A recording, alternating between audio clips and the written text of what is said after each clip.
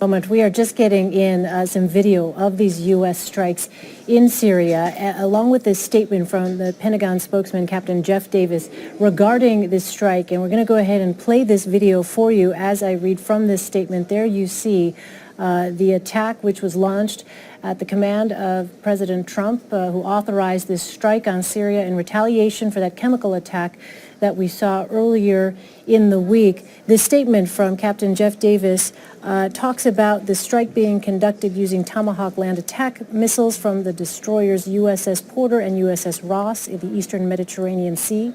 A total of 59 missiles targeted aircraft, hardened aircraft shelters, petroleum and logistical storage, ammunition supply, bunkers, air defense systems, and radars. Now, this is the statement talking about possible collateral damage here. As always, the U.S. took extraordinary measures to avoid civilian casualties and to comply with the law of armed conflict. Every precaution was taken to execute this strike with minimal risk to personnel at the airfield.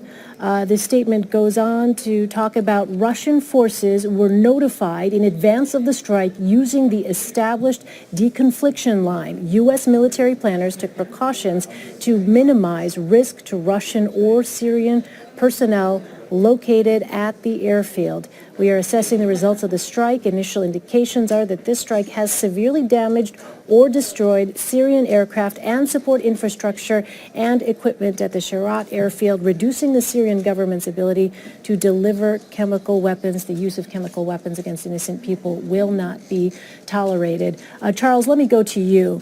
It appears, as we are hearing from the Pentagon, steps were taken to mitigate casualties, civilian casualties, as well as Russian or Syrian casualties as well. However, if in fact, say, Russian forces may have been killed as part of this airstrike on this airfield, what would that potentially do in terms of escalating this conflict?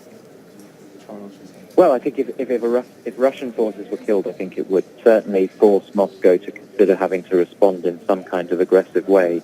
But I think that's precisely why all kinds of various attempts will have been made on the U.S. side to have prevented that kind of a scenario from taking place.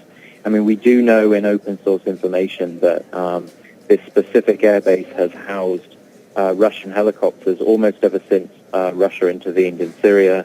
I don't know if those helicopters were still there when the strikes took place, but certainly I think the Department of Defense has made clear that the cruise missile strikes tonight very specifically did not target a specific area of the base where Russians were known to have operated. But nevertheless, it's pretty clear, and it's been consistently the case for a long time now, that this has been a base shared between the Russian military and the Syrian military.